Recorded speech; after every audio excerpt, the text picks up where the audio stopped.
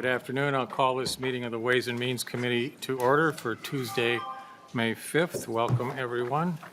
We have a fairly busy agenda. It's been somewhat abbreviated, but we'll go ahead and get started.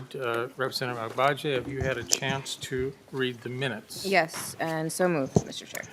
Representative Agbaje moves the approval of the minutes. All those in favor signify by saying aye. Aye. Opposed? The minutes are approved. Thank you.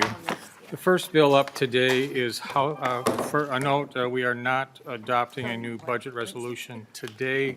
We'll be meeting again tomorrow for an updated budget resolution at that time. Moving on to item 4 on the agenda, House File 4338, a Schomacker bill, Human Services. Representative Schomacker is approaching the testifier's table. We do have one amendment. The A21. Representative Schomacker, when you're ready, please review the A21 amendment, and then we'll get the bill in the shape you would like. Thank you, Mr. Chair, and as I'm pulling that up, it would probably be advisable for nonpartisan staff to walk through some of the technical pieces of this amendment, please, Mr. Chair. Thank you. I'll take this moment to move House File 4338 before the committee. Any questions on the amendment? Seeing none, all those in favor of the amendment, the A21 amendment to House File 4338, please signify by saying aye. Aye. Opposed? The bill is amended. Representative Schomacker, to your bill as amended. Thank you, Mr. Chair and members.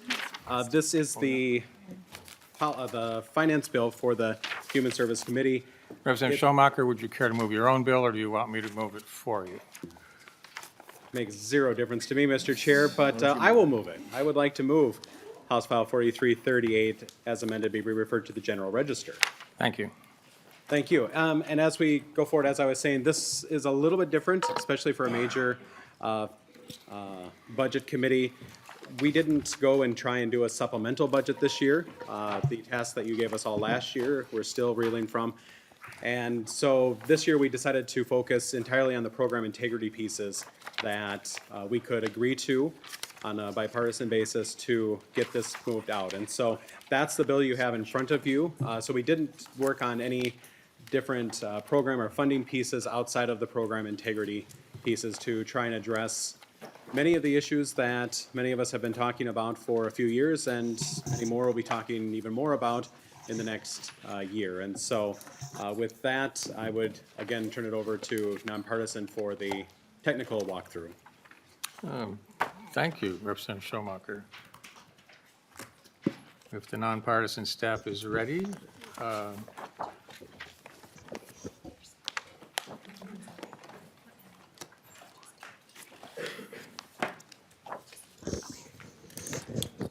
Mr. Chair and members, what I will start with is just by discussing the total amount that the bill as amended by the A21 spends. And then if you would like further description of the bill or the amendment, there are more knowledgeable human services staff here than I.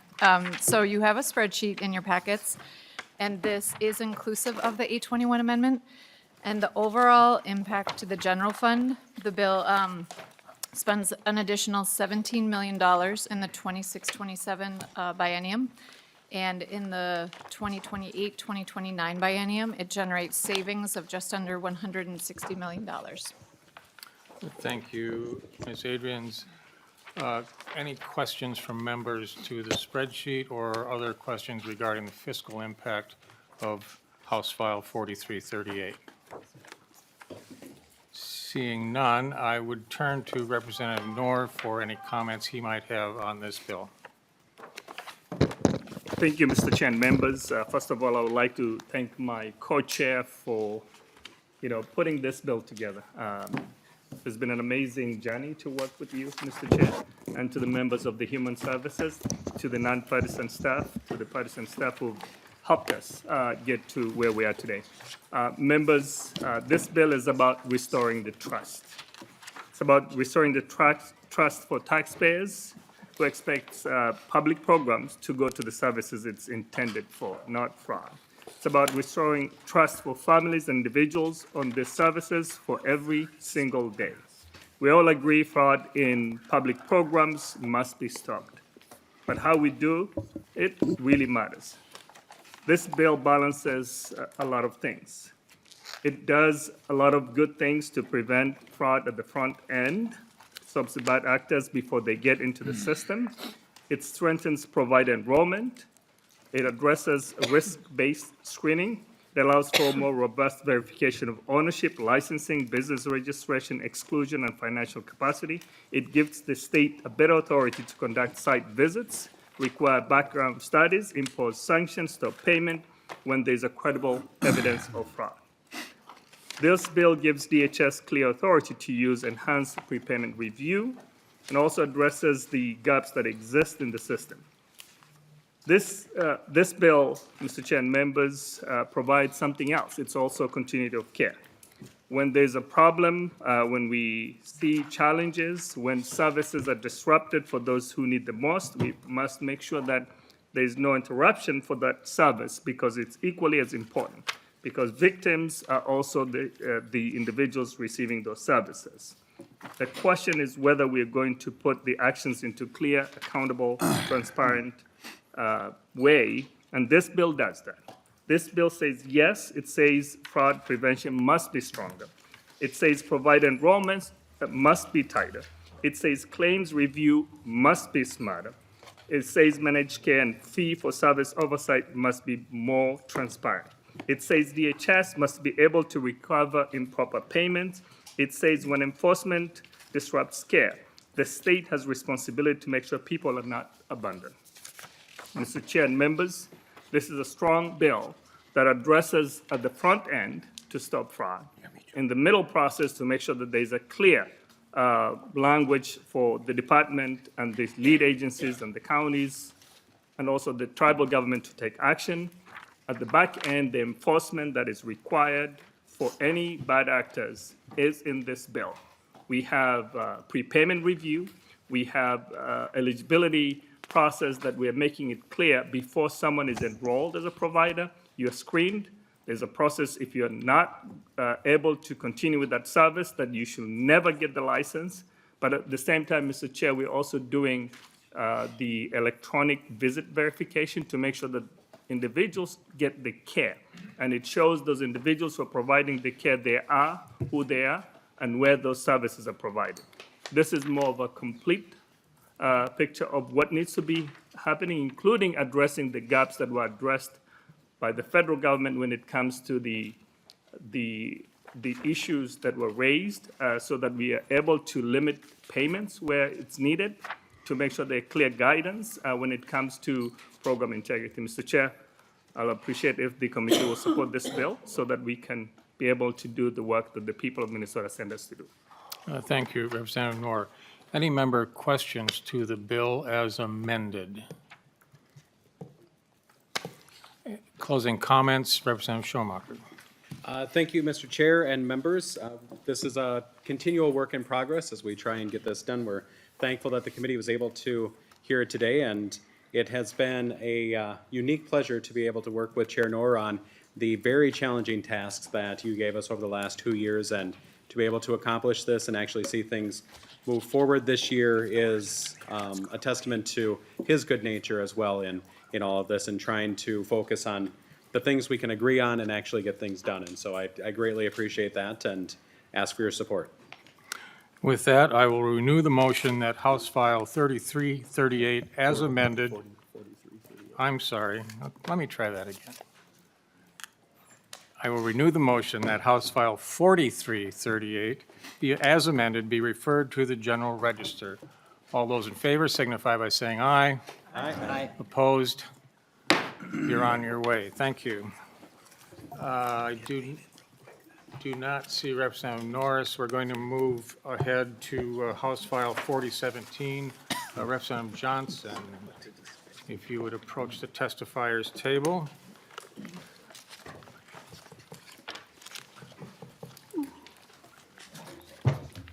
I will move that House File 4017 be brought before the committee, and I will also move that House File 4017 be referred to the General Register. Representative Johnson, I believe we have a DE amendment. Would you care to explain the DE amendment to the committee? Yes, thank you, Chair, committee members. The DE amendment is basically a result of a lot of work done on this, and what by many people involved. What it does is it basically changes the bill from what it was to what it currently is going to be more of a study, establishment of a study going forward, that then what the results will be brought forward next year. So instead of where it was, where there was a lot of angst with it, bringing it to a study that everybody agreed would be a good way to start this project. Well, thank you, Representative Johnson. I'm going to ask you to just kind of briefly explain this issue, how it came to your attention, and why you think action is necessary.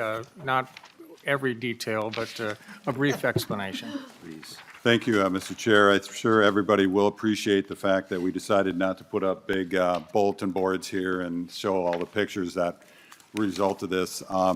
If you live in the Twin Cities and if you watch the news, I think both Channel 5 and Channel 9 has covered this, where it was happening, where surgery centers, hospitals were not sending and not separating their medical waste. And you can think medical waste is anywhere from body parts, blood, gauze, syringes, intestines, everything, skin.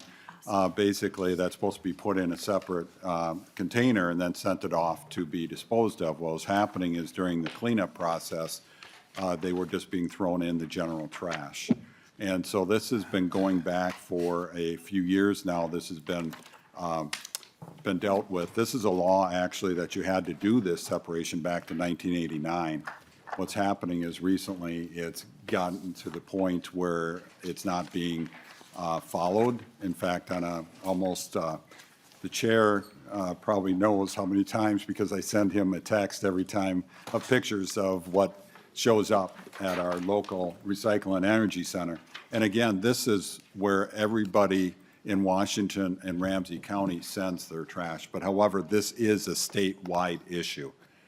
We have reached out to many other trash facilities, and this is going throughout the state, so it's not just a local issue. But it's a safety issue.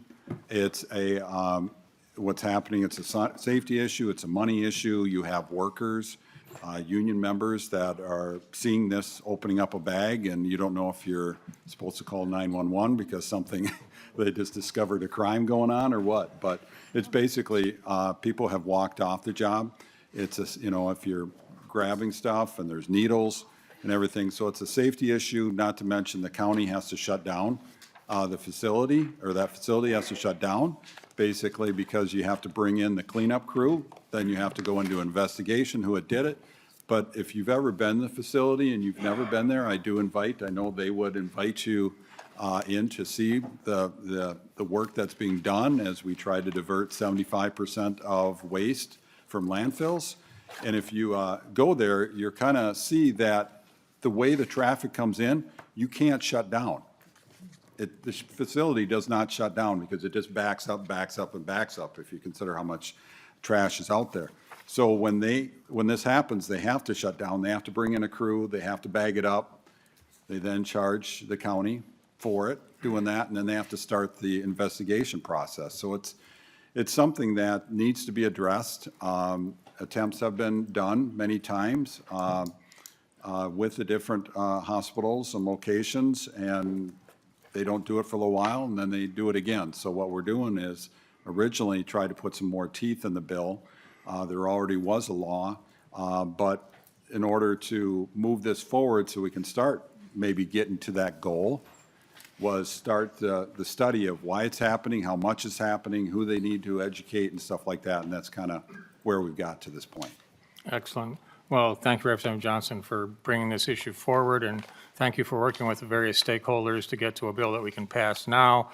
It's probably not the cure, but at least it's a step in the right direction. Any questions from members for Representative Johnson regarding this bill? We haven't done that.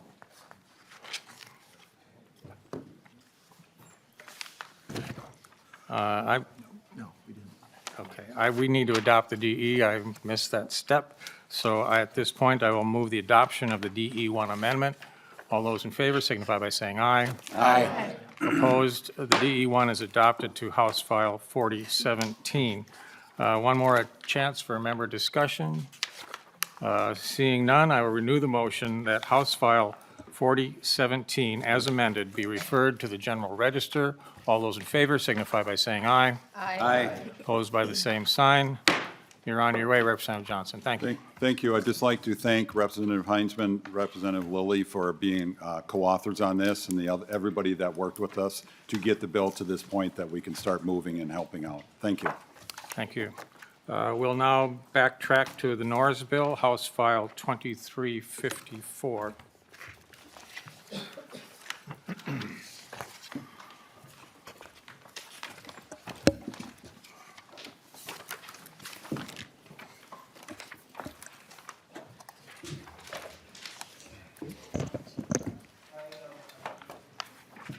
Representative Norris, welcome to the committee. I will move House File 2354 before the committee, and the motion is that House File 2354 be referred to the General Register. We do have an A9 amendment. Representative Norris, would you care to explain the amendment? Yes, thank you, Chair Torkelson, and my apologies for not being here earlier. We were putting some final touches on the OIG bill to get ready for floor, so we're fighting fraud on all fronts this afternoon. This A9 amendment reflects that we are pulling this bill out of the Human Services Program Integrity Package and having it travel as a standalone. This amendment is mostly changes that we put on in the Human Services Committee when it was sitting in that broader package. And now that we're having it travel as a standalone, we need to make the conforming changes so that they're reflected in the standalone bill. One thing I will note is the appropriation at the bottom. This differs from what was passed out of the Human Services Committee as part of that broader package. Importantly, the bill would now, if we adopt the A9 amendment, provide ongoing funding for additional staff, which is really critical because there's a 3-to-1 match from the federal government that we can only unlock with ongoing funding. So this amendment would ensure that there's that ongoing funding in the base, but funds it out of a special revenue fund rather than the general fund. Thank you, Representative Norris. Any member questions regarding the A9 amendment? Seeing none, all those in favor of the A9 amendment signify by saying aye. Aye. Opposed? The A9 amendment is adopted. Representative Norris, to the bill as amended. Thank you, Chair Torkelson. Members, like so many Minnesotans, I am furious about fraud, which is why I introduced this bill last year to beef up the Medicaid Fraud Control Unit. Last year, this bill had bipartisan support and actually passed out of the House of Representatives before unfortunately getting hung up in the other body. Medical assistance fraud steals from hardworking taxpayers across Minnesota. It also steals money that is meant to provide health care to low-income Minnesotans. That's disgraceful, and we're here to help crack down on this type of fraud. This bill does what Minnesotans expect us to do. It enhances our ability to investigate fraud and stiffens penalties for those who steal from government programs. It establishes new penalties for Medicaid fraud over $100,000 and over $1 million. It brings medical assistance fraud prison time in line with other state theft laws and allows us to better prosecute long-running and sprawling fraud schemes by adjusting the statute of limitations and including medical assistance fraud in the state racketeering law. Importantly, for Ways and Means, we are funding additional staff for this unit as well. When you look at other similarly sized states, our unit is particularly small. Most other states of our Medicaid budget size have 2, sometimes 3 times as many staff. So this bill would allow for the hiring of additional investigators and prosecutors to help bring our unit staff size in line with expectations for our Medicaid budget. And as I'll note, again, there's a 3-to-1 match on those dollars. So it's essentially buy 1 fraud fighter, get 3 free from the federal government, which seems to be a pretty good deal to me. Simply put, this bill supports the work of catching people who steal from medical assistance fraud and making sure that they are held accountable. Thank you, Chair Torkelson. Thank you, Representative Norris. Any questions for the bill, House File 2354, as amended from members? Representative Pinto. Mr. Chair, not a question, just a comment, and I meant to say a version of this on the Human Services Finance Bill. This is a good opportunity to still speak as the 2 chairs are in the room. Just to say thank you to Representative Norris for his hard work and Chairs Schomacker and Newer, who I know are the first co-authors on this bill that we're hearing now. There's tremendous work being done against fraud in the legislature right now, and this bill is an example of that. Certainly that budget bill that we passed just a few minutes ago is an example of that as well.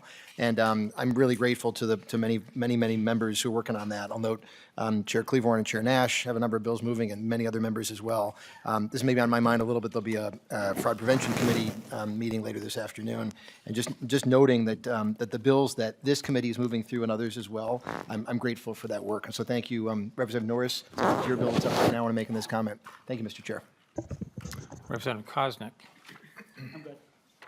Any other member questions to the bill? Representative Claiborne.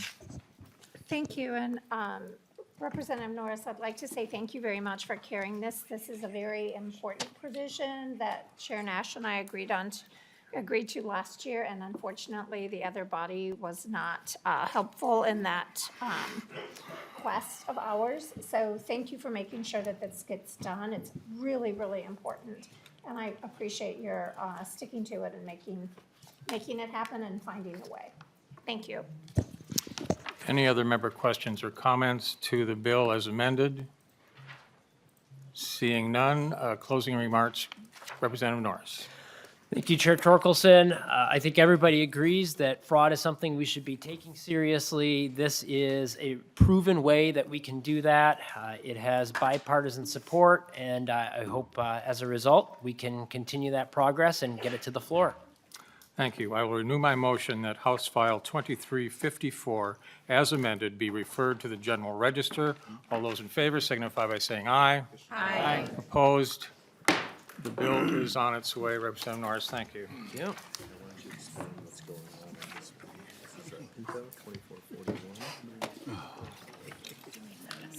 Next up, we have House File 2441, a Pinto bill. Oh.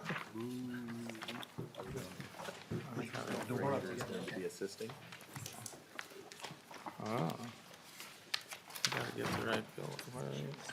The bill is not in. It is this one, okay. Members, we did not distribute the original bill in this case because we are doing a DE amendment, and printing the original bill seemed to be a little bit over the top, really not necessary, since we are quite confident the DE is going to be adopted, and that printing that bill just didn't seem important. So the bill that we are going to be hearing is a portal bill, and we'll hear more about it shortly. Representative Nash, did you have a question before we get started? Once the DE has been introduced. All right.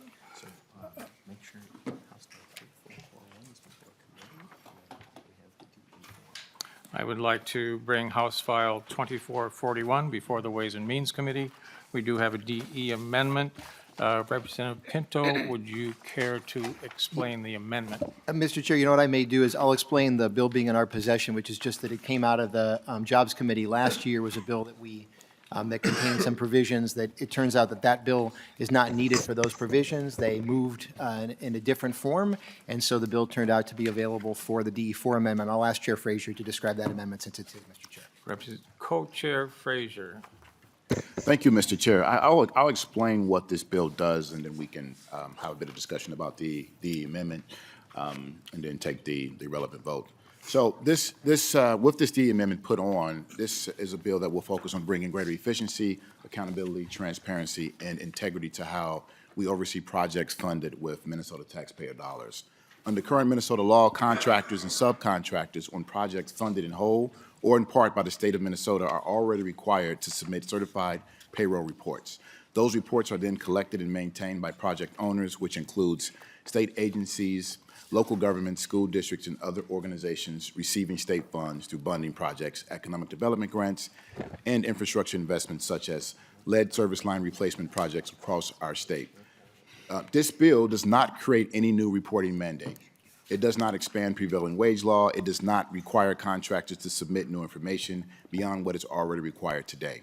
And it does not change what records are available to the public under Minnesota law.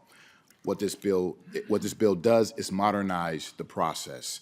This bill directs the Commissioner of Administration to establish a centralized electronic certified payroll reporting portal, a single secure platform where contractors can submit those reports in one place, rather than through fragmented and inconsistent systems across multiple jurisdictions, which is what exists today. That change matters right now. Project owners bear the burden of collecting biweekly payroll reports throughout the life of a project, retaining those records for years after completion, and responding individually to data requests.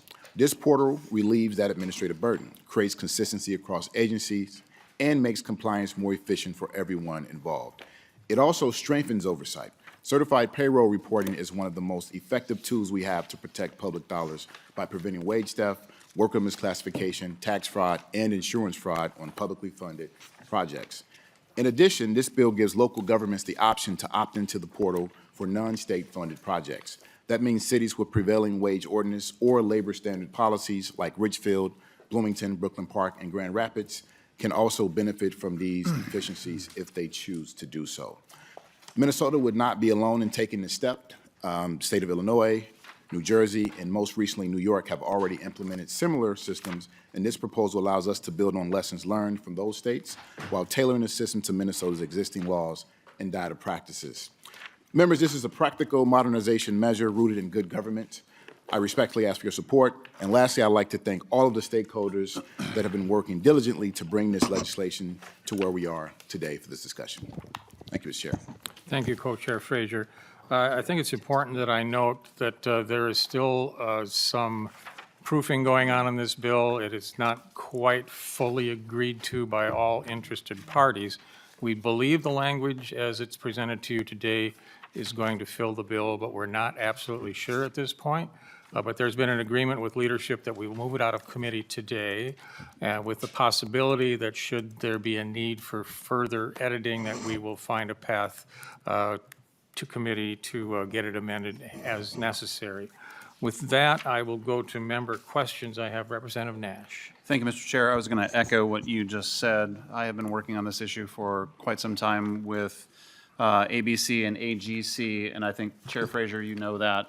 Yes. That there is still not unanimity in how it looks and what it's going to do. And to echo what Chair Torkelson just said, that we are agreeing to move this out, but by no means is it going to be the last version of this bill if it were to even possibly be put on a calendar and rules.